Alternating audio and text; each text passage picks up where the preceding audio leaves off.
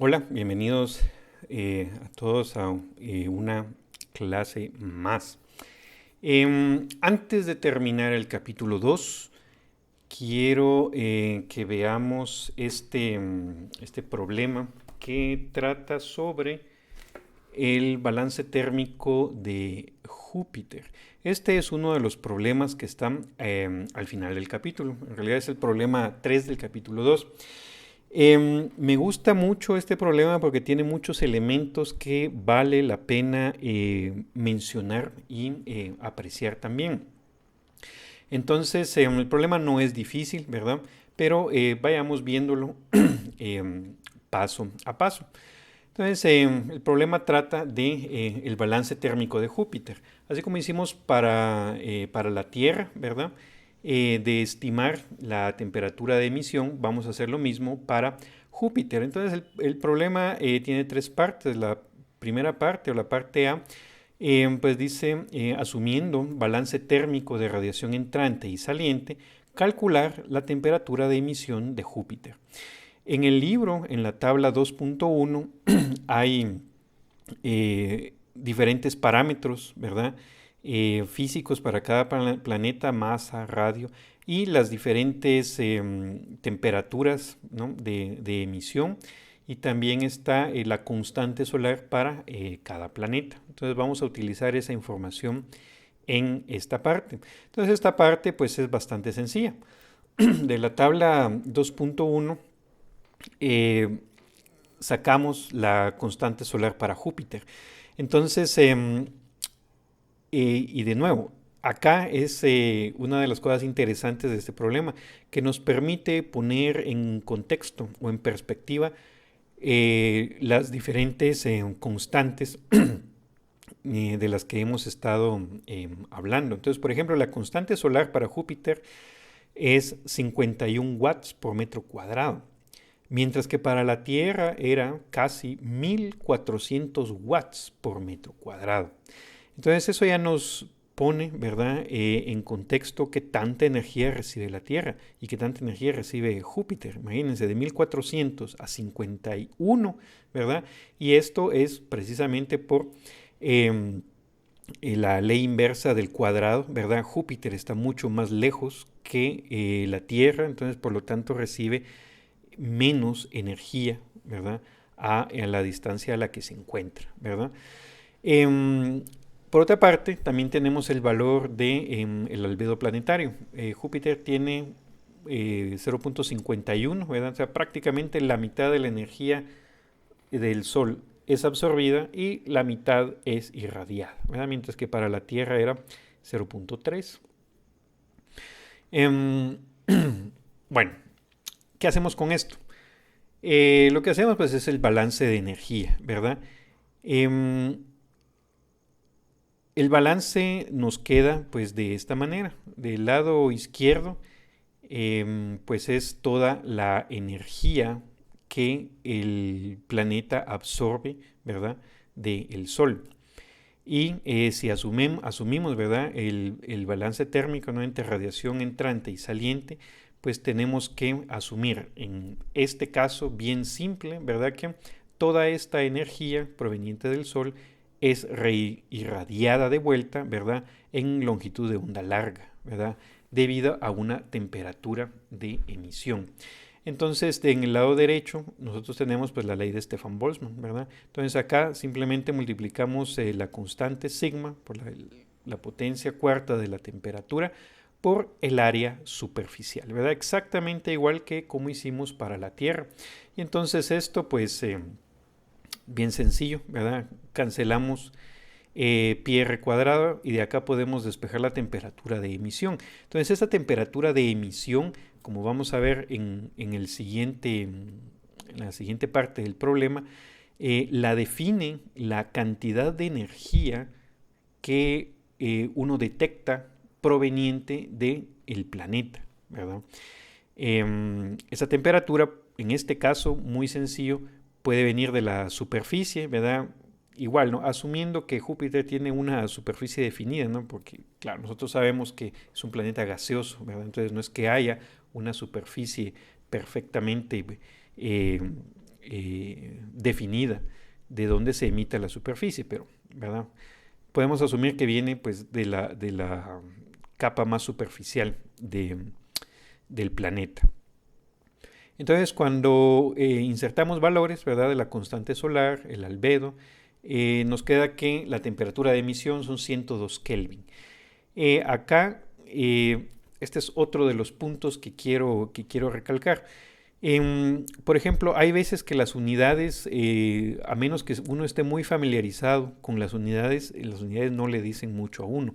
Entonces, la escala Kelvin de temperatura no es una escala que uno utilice de manera común y corriente. Entonces, temperaturas en Kelvin a veces no nos dicen si es mucho o es poco.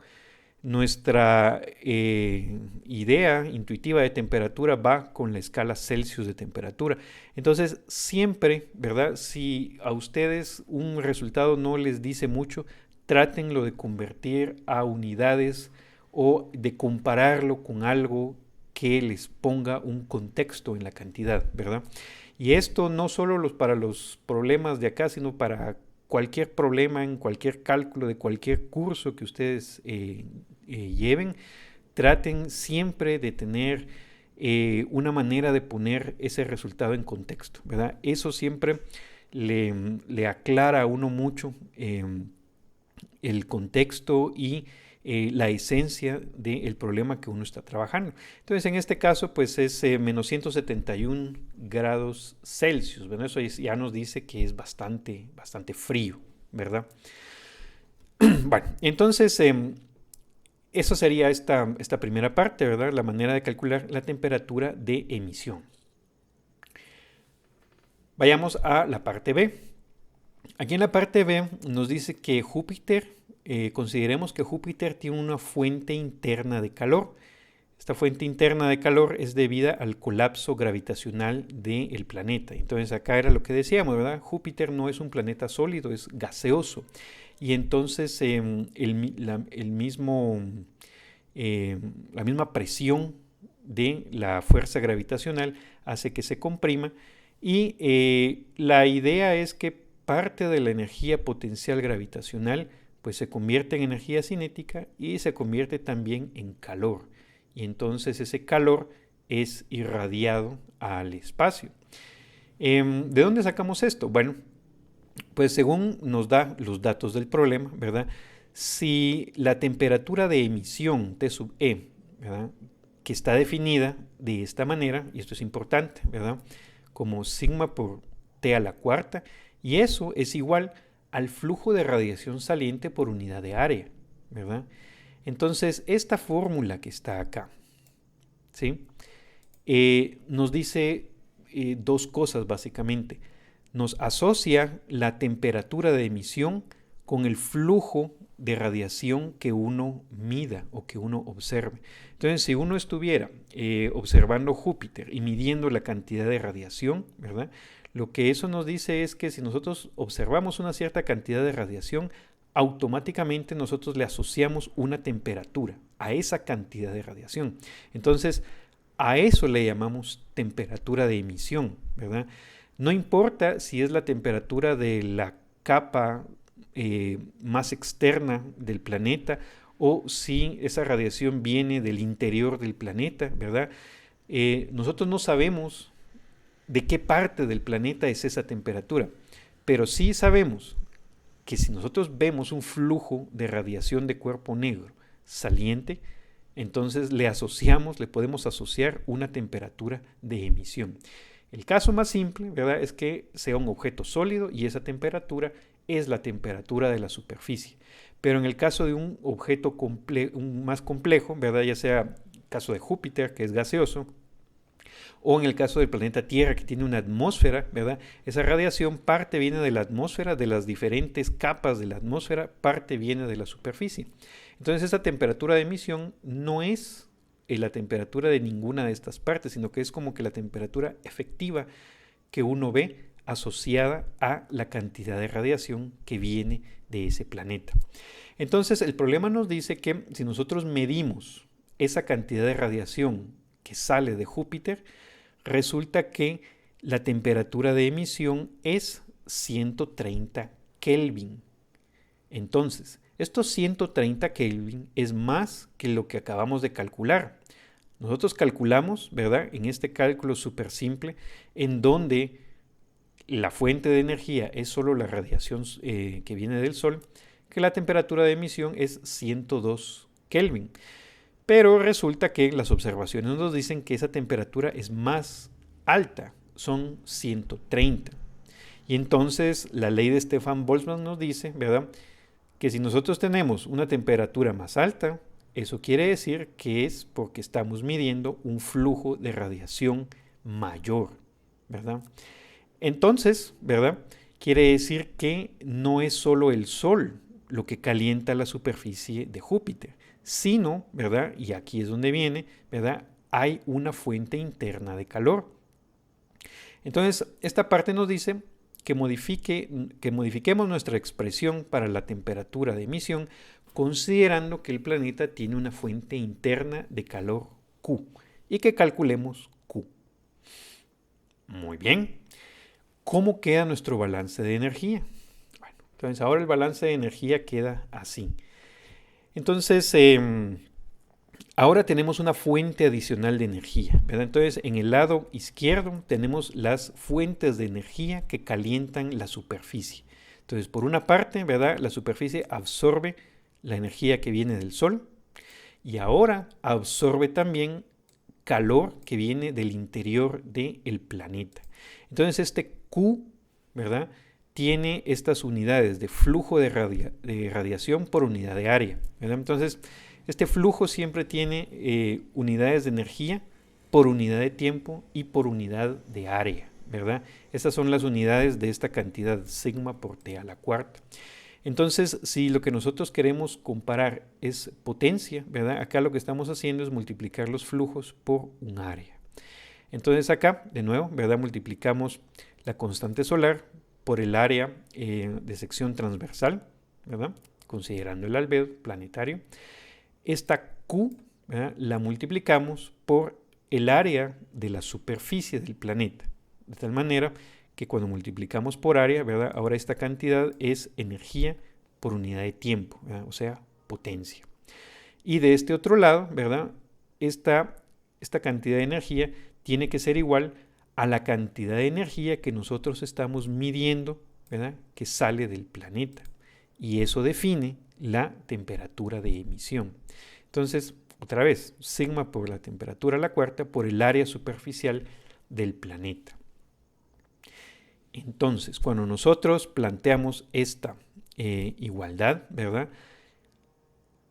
asumiendo que este es el valor que le corresponde a la temperatura de emisión, ¿verdad?, debido a la cantidad de radiación que estamos detectando, podríamos estimar cuánto vale esta fuente interna de calor Q.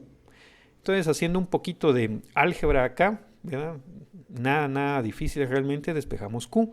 Entonces acá insertamos, ¿verdad?, temperatura de emisión, ahora son estos 30 Kelvin, ¿verdad?, que es más de lo que habíamos estimado. La constante solar sigue siendo la misma, ¿verdad?, el albedo sigue siendo lo mismo, y al final esto nos da que Q, ¿verdad?, es 9.95 watts por metro cuadrado, ¿verdad? De nuevo, energía por unidad de tiempo por unidad de área.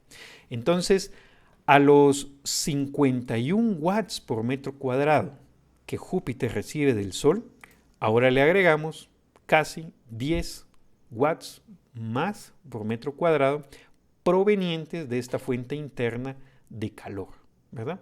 Entonces, este es un caso interesante, ¿verdad?, en donde le agregamos una fuente extra de calor, no proveniente de una atmósfera, sino proveniente del interior mismo del planeta, ¿sí? Entonces, esta sería la parte B. Entonces, para terminar, la parte C. Entonces, el problema nos dice, se cree que Q, ¿verdad?, viene de la conversión de energía potencial gravitacional debido a la lenta contracción del planeta. Entonces, es una parte. Ahora bien, suponiendo que la densidad se mantiene constante, calcule el cambio anual en el radio para producir Q. Y un comentario adicional es que solo la mitad de la energía potencial gravitacional se convierte en calor. El resto se convierte en energía cinética necesaria para preservar el momentum angular. Bueno, esto es lo que dice el problema, ¿no? Traducido libremente al español. Entonces, esto es más fácil de lo que se oye, ¿sí? Entonces, ¿de dónde partimos? Bueno, el mismo problema nos da la siguiente fórmula. Esta es la fórmula de la energía potencial gravitacional de una esfera de masa m y radio r. ¿De dónde viene esto? Bueno, les voy a compartir también un link de la Wikipedia, ¿verdad? Porque ahí está muy bien explicado y calculado de dónde sale esta fórmula. Esta es la energía gravitacional de enlace o de, bueno, en inglés binding, ¿verdad? Es decir, la energía necesaria que uno tendría que aplicar a cada partícula del sistema para deshacer la configuración de este sistema, ¿verdad? Entonces, muy parecido, ¿verdad?, a la energía potencial electrostática. Entonces, si uno arma una esfera de masa m, ¿verdad?, y densidad constante, pues la energía que uno tiene ahí almacenada en esa configuración de masa de forma gravitacional es igual a esto. Y entonces esta fórmula es importante porque nos dice cuánta energía hay en esa esfera de masa m y radio r. Entonces acá vamos a asumir que la masa es constante, ¿verdad?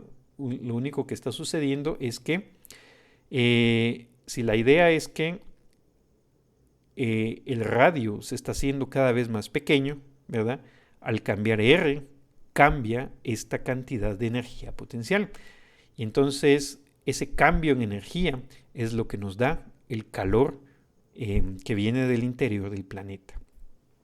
Normalmente, ¿verdad?, uno aplica la ley de conservación de energía diciendo que la energía potencial gravitacional se convierte en energía cinética y se convierte íntegramente en energía cinética, ¿verdad? Acá lo que nosotros estamos diciendo es algo un poquito más general. Estamos diciendo que la energía potencial gravitacional se convierte en energía cinética y en calor, ¿verdad? Entonces estamos agregando esa parte que casi nunca es considerada en los problemas de mecánica, ¿verdad? Porque la verdad es que uno nunca tiene una fórmula precisa para decir qué tanta energía se convierte en calor. Y por eso es que acá nos dicen, ¿verdad?, que tomemos solo la mitad de la energía potencial se convierte en calor, ¿verdad? Entonces ahí ya nos dan pues una estimación, ¿verdad?, de cuánto tiene que convertirse en calor, ¿no? Y pues esa es la que vamos a utilizar.